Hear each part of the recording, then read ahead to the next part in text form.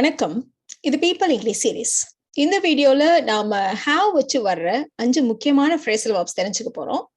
First நம்ம பார்க்க போற phrasal verb have got against, have something against, இல்லனா have against. எப்படி வேணா இந்த ஃப்ரேசல் வெர்ப்பை நம்ம சொல்லலாம். ஒருத்தவங்கள பிடிக்காது அப்படின்னு சொல்றதுக்கு தான். சோ பிடிக்காதுன்னு சொல்றப்போ நாம ஸ்பெசிஃபிக்கா அவங்க மேல வெறுப்பு இல்ல அவங்க மேல ஒரு தப்பான அபிப்பிராயம் அதனால பிடிக்காது. சோ இந்த மாதிரி ஸ்பெசிஃபிக்காவும் சொல்லலாம், இல்ல ரொம்ப காமனா அவங்களுக்கு பிடிக்காது அப்படி வேணாலும் சொல்லலாம். சோ நம்ம ஸ்பெசிஃபை பண்றதா இருந்தா இப்ப வெறுப்புன்னு சொல்றதுக்கு grudge அப்படின்ற ஒரு வார்த்தையை யூஸ் பண்ணுவோம். இல்லைன்னா ஒரு தப்பான அபிப்பிராயம், அதாவது ப்ரீஜட்ஜ் பண்றது, இவங்க இப்படித்தான், இவங்க ரொம்ப மோசமானவங்க அதனால எனக்கு பிடிக்காது அப்படின்னு நம்மளாவே ஒருத்தவங்களை பத்தின ஒரு அபிப்பிராயம் வச்சுக்கிறது. இல்லைன்னா இப்ப 2 பேர் இருக்காங்க அப்படின்னா ஒரு பக்கமா இவங்க ரொம்ப நல்லவங்க, இவங்க மேலதான் தப்பு இருக்கு அப்படின்னு நம்மளாவே அசியூம் பண்ணிக்கிறது.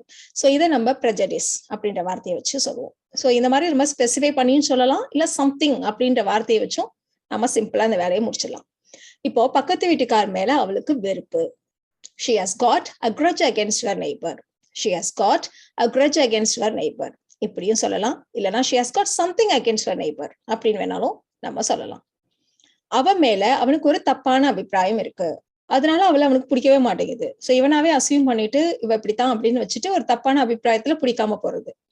He has got a prejudice against her. He has got a prejudice against her. என்னன்னு தெரியல, அவருக்கு என்னன்னா பிடிக்கவே மாட்டேங்குது. எப்ப பார்த்தாலும் என்னோட வேலையை குறை சொல்றாரு. இந்த மாதிரி நம்மளுடைய பாஸ் பத்தி, ஹையர் அபிஷியல்ஸ் பத்தி நம்ம சொல்லுவோம். என்ன என் மேல கோவம்னு தெரியல, என்னன்னா ஏன் பிடிக்கலன்னு தெரியல, எப்ப பார்த்தாலும் என்னோட வேலையை குறை சொல்றாரு. இந்த மாதிரி நம்ம சொல்ல போறோம். I don't know what he has got against me. He is always criticizing my work. இப்படியும் சொல்லலாம். இல்லைன்னா ரொம்ப சிம்பிளா, he has got something against me. He is always criticizing my work. இப்படி வேணாலும் நம்ம சொல்லலாம். என்னமோ அவருக்கு என்ன பிடிக்கல, என்னன்னு தெரியல, எப்ப பார்த்தாலும் குறை சொல்றாரு. He has got something against me. He is always criticizing my work. இப்போ இந்த இடத்துல நம்ம சம்திங்ன்ற வார்த்தையை யூஸ் பண்ணோம் இல்லையா, இதோடைய ஆப்போசிட் என்ன? நத்திங். சோ அவ மேல எனக்கு ஒன்றும் வெறுப்பெல்லாம் இல்லை, பிடிக்காதுன்னுலாம் இல்லை, அந்த மாதிரி சொல்றதுக்கு நம்ம நத்திங்ன்ற வார்த்தையை இந்த இடத்துல யூஸ் பண்ணுவோம். அவளை பிடிக்காதுன்னுலாம் எதுவும் கிடையாது, சில நேரங்கள்ல கொஞ்சம் எரிச்சல் விட்டுவா, அவ்வளவுதான்.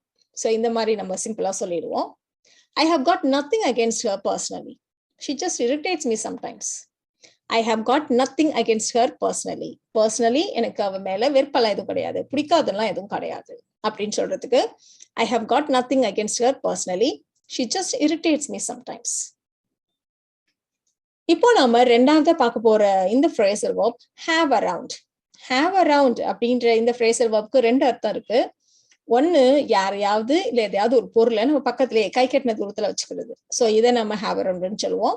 இல்லைன்னா யாராவது வீட்டுக்கு வந்திருக்காங்க அப்படின்னு சொல்றதுக்கும் நம்ம ஹேவ் அரவுண்ட்ன்ற ஃப்ரேஸை யூஸ் பண்ணுவோம். இப்போ நான் எப்பவுமே என்னோட போனை பக்கத்துலயே வச்சிருப்பேன், எப்பவுமே ஒரு நோட் பேடை கை கட்டுற தூரத்துல வச்சிருப்பேன், எப்பவுமே ஒரு கிளாஸ் தண்ணிய பக்கத்துல வச்சிருப்பேன் நைட்டு தூங்குறப்போ. சோ இந்த மாதிரி எல்லாம் சொல்லுவோம் இல்லையா. I always have a mobile phone around. I always have a mobile phone around. இல்லைன்னா I always have a notepad around. I always have a glass of water around when I sleep. இந்த மாதிரி எல்லாம் நம்ம use பண்ணுவோம். இது தவிர யாராவது வந்திருக்காங்க அப்படின்னு சொல்றதுக்கு, ஃபார் எக்ஸாம்பிள், நேத்து நைட்டு டின்னருக்கு என்னோட ஃப்ரெண்ட்ஸ் எல்லாம் வந்திருந்தாங்க வீட்டுக்கு அப்படின்னு சொல்ல போறோம். I had my friends around for dinner yesterday. I had my friends around for dinner yesterday. So dinner இந்த மாதிரி விஷயத்துக்குன்னு இல்ல, எதுக்காகவா இருந்தாலும் வீட்டுக்கு வந்திருந்தாங்க அப்படின்னு சொல்றதுக்கு. இப்போ பிசினஸ் ப்ரப்போசல் பத்தி பேசுறதுக்கு யாராவது நேத்து வீட்டுக்கு வந்திருந்தாங்களா? Did you have anyone around to discuss the business proposal? Did you have anyone around to discuss the business proposal? Third, have something down us. இல்லைன்னா have somebody down us. இதுக்கு என்ன அர்த்தம் அப்படின்னா, யாரை பத்தியாவது எதை பத்தியாவது நாம ஜட்ஜ் பண்ணி இப்படிதான் இவங்க அப்படின்னு நினைச்சு வச்சிருக்கிறது, அதுதான் நாம have somebody down us அப்படின்னு நம்ம சொல்லுவோம். பெரும்பாலும் இந்த ஆஸ் பக்கத்துல ஏதாவது ஒரு அட்ஜெக்டிவ் வரும் அவங்கள பத்தி. இவங்க வந்து அரகண்ட், இவங்க வந்து ரொம்ப பாசி, இவங்க வந்து ரொம்ப ஜெலஸ், இவங்க வந்து ரொம்ப அடமெண்ட், இந்த மாதிரி அவங்கள பத்தி நாம எதையாவது ஒரு ஒப்பீனியன் வச்சுக்கிறது, நம்மளே ஜட்ஜ் பண்ணி இவங்களை பத்தி இவங்க இப்படிதான் அப்படின்னு ஜட்ஜ் பண்ணி வைக்கிறது, அதுதான் நாம இந்த இடத்துல have down us அப்படிதான் வச்சு நம்ம சொல்றோம். So have somebody down us அப்படின்ற phrasal verb வச்சு சொல்றோம். இந்த இடத்துல நினைச்சிருந்தேன் அப்படின்னு தமிழ்ல யூஸ் பண்ணிருக்கோம். சோ நினைக்கிறது அப்படின்னா திங்க், அப்படித்தானே அப்படின்னு உங்களுக்கு தோணும். தமிழ்ல இதுக்கு ஈக்குவலண்டான வார்த்தை எனக்கு சரியா கிடைக்காதனால இந்த வார்த்தையை நான் யூஸ் பண்ணியிருக்கேன். இது வந்து அப்படி ஒப்பீனியன் வச்சிருக்கிறது, நமக்கோடைய ஒப்பீனியன் பத்தி தான் நம்ம இந்த இடத்துல பேசுறோம். அவங்களை பத்தினா நம்மளுடைய ஒப்பீனியன். இப்ப நான் அவளை வந்து ரொம்ப அரகண்ட்னு நினைச்சு வச்சிருந்தேன், பட் அது ரொம்ப தப்பு அப்படின்னு நம்ம சொல்ல போறோம். I had her down as arrogant, but I was wrong. I had her down as arrogant, but I was wrong. அவ அப்படியெல்லாம் கிடையாது. அதே மாதிரி நான் உன்னை பத்தி பொறாம பிடிச்சவன்லாம் நான் எப்பவும் நினைச்சது இல்லை. அந்த மாதிரி எனக்கு ஒரு ஒப்பீனியன் இருந்ததே இல்லை. I never had you down as jealous. I never had you down as jealous. இல்ல நீ ரொம்ப பாசின்லாம் நான் நினைச்சதே இல்லை. I never had you down as bossy. So இந்த மாதிரிலாம் நாம யூஸ் பண்ணலாம். have down as அப்படின்னு சொல்றப்ப அவங்கள பத்தின ஒப்பீனியன், நான் இப்படி நினைச்சிருக்கேன் இல்ல நினைச்சிருந்தேன் அந்த மாதிரி சொல்றது. அடுத்த phrasal verb, have it out with somebody. have it out with somebody அப்படின்னா யார் கூடயாவது ஒரு பிரச்சனைய பேசி தீர்த்துக்கிறது. யார் கூடாது ஏதாவது ப்ராப்ளம் அப்படின்னா அவங்க கூட பேசி அந்த பிரச்சனைய தீர்த்துக்கிறது.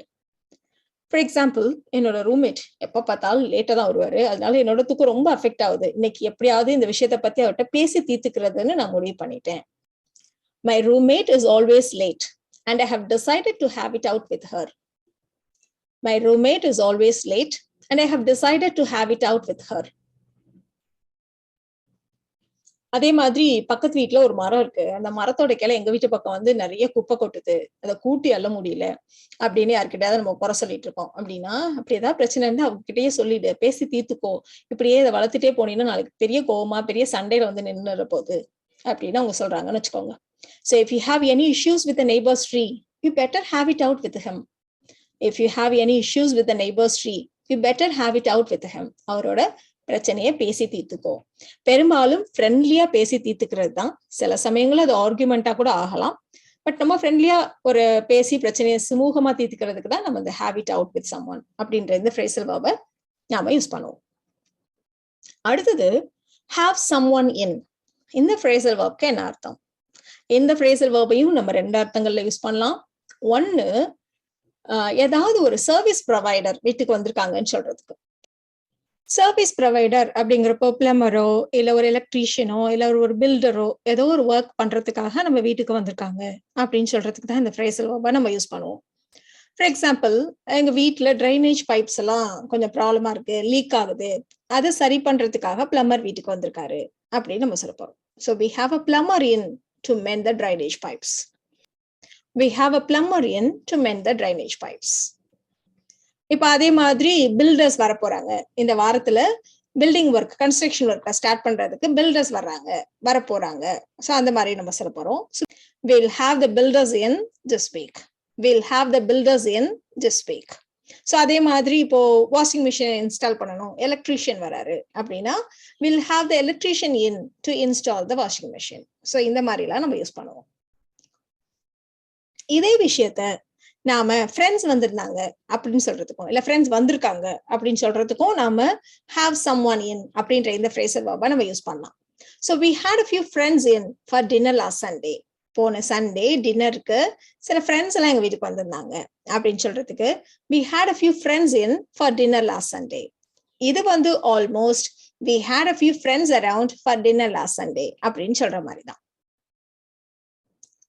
have someone in அப்படின்றத வச்சு நிறைய எக்ஸாம்பிள்ஸ் பார்த்தோம். இப்ப have something in அப்படின்னா என்ன அப்படின்னு பார்க்க போறோம். ஸோ சம்திங்கிறப்ப ஒரு பொருள்.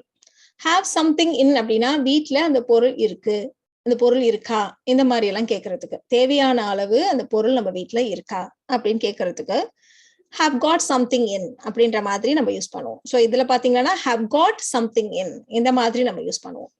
ஸோ அப்ப வீட்டுல தேவையான அளவு பால் இருக்கா, have we got enough milk in, have we got enough milk in அப்படி நம்ம யூஸ் பண்ணுவோம். ஸோ அதே மாதிரி வீட்டுல தேவையான அளவு முட்டைகள்லாம் இருக்கு அப்படின்னு சொல்றதுக்கு we have got enough eggs in. We have got enough eggs in இந்த மாதிரி நம்ம யூஸ் பண்ணுவோம்.